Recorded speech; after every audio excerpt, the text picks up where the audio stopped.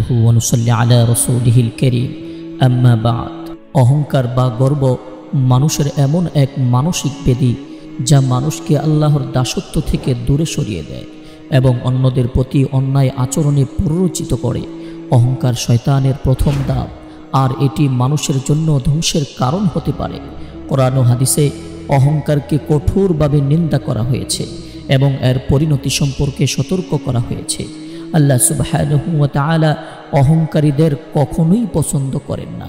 তিনি বলেন, ওয়ালা তুসাইর খাদ্দাকা লিন-নাসি ওয়ালা তামশি ফিল আরদি মারহা ইন্নাল্লাহা লা ইউহিব্বু কুল্লা মুখতালিন ফাখুর। মানুষের প্রতি অহংকার করে মুখ ফিরিয়ে নিও না এবং পৃথিবীতে দম্ভ ভরে হাঁটো না।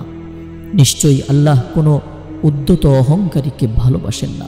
তিনি আরও বলেন, ইন্নাহু লা ইউহিব্বুল মুস্তাকবিরিন। নিশ্চয়ই আল্লাহ অহংকারী ও আত্মগর্বিত কাউকে পছন্দ করেন না। আল্লাহ তাআলা আরও বলেন, যারা অহংকারের কারণে আল্লাহর আয়াতসমূহ নিয়ে বিতর্ক করে তাদের অন্তরে যে গর্ব রয়েছে তা তারা কোনোদিনই অর্জন করতে পারবে না। সুতরাং তুমি আল্লাহর কাছে আশ্রয় প্রার্থনা করো। সম্মানিত দর্শক শ্রোতা, হাদিসেও অহংকারের ভয়াবহতা বর্ণনা করা হয়েছে। রাসূলুল্লাহ সাল্লাল্লাহু আলাইহি ওয়াসাল্লাম অহংকারকে কঠোরভাবে নিন্দা করেছেন এবং এর পরিণতি সম্পর্কে উম্মাহকে সতর্ক করেছেন। রাসূলুল্লাহ সাল্লাল্লাহু আলাইহি ওয়াসাল্লাম বলেছেন, লা ইয়াদখুলুল জান্নাতা মান কানা ফি কলবিহি মিসকালু হাববাতিন মিন খারদালিন মিন কিবর। যার অন্তরে সরিষা সমপরিমাণ অহংকার আছে সে জান্নাতে যাবে না। এক সাহাবী জিজ্ঞাসা করলেন, মানুষ চায় তার কাপড় ভালো হোক, জুতা ভালো হোক, এটাও কি অহংকার? রাসূলুল্লাহ সাল্লাল্লাহু আলাইহি ওয়াসাল্লাম বললেন, না, আল্লাহ সুন্দর এবং সৌন্দর্য ভালোবাসেন। অহংকার হলো সত্যকে অস্বীকার করা এবং মানুষকে তুচ্ছ জ্ঞান করা।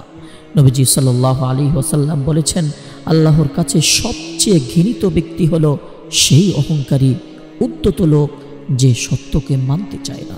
রাসূলুল্লাহ সাল্লাল্লাহু আলাইহি ওয়াসাল্লাম বলেছেন, যে ব্যক্তি অহংকারের সাথে নিজের পোশাক টেনে হাঁটে, কিয়ামতের দিন আল্লাহ তার দিকে তাকাবেন না। অহংকার সাধারণত সম্পদ, সৌন্দর্য, জ্ঞান, ক্ষমতা বা বংশ গৌরবের কারণে জন্ম নেয়, কিন্তু এসবই আল্লাহর দান।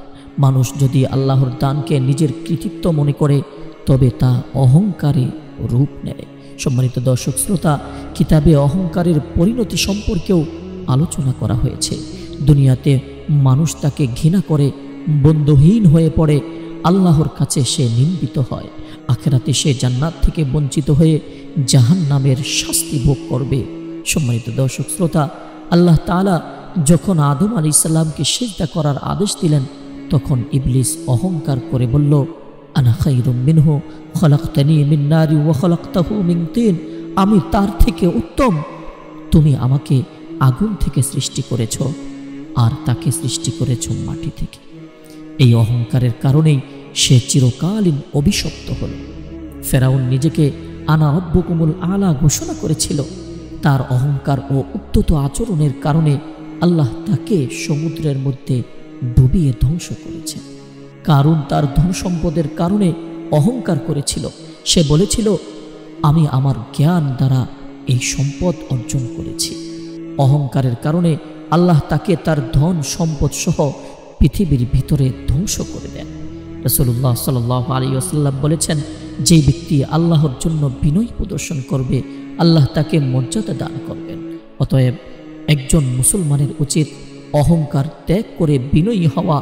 বিনয় মানুষকে আল্লাহর প্রিয় বানায় এবং সমাজে সম্মানিত করে। সম্মানিত দর্শক শ্রোতা, অহংকার এমন এক রোগ যা মানুষের ঈমান নষ্ট করে দেয় এবং তাকে আল্লাহর রহমত থেকে বঞ্চিত করে। কোরআন ও হাদিসে অহংকারের বিরুদ্ধে স্পষ্ট সতর্কবাণী রয়েছে। তাই একজন মুসলমানের উচিত সর্বদা বিনয়ী থাকা, আল্লাহর দানকে আল্লাহর কৃপা হিসাবে স্বীকার করা এবং অহংকার থেকে বাঁচতে দোয়া করা।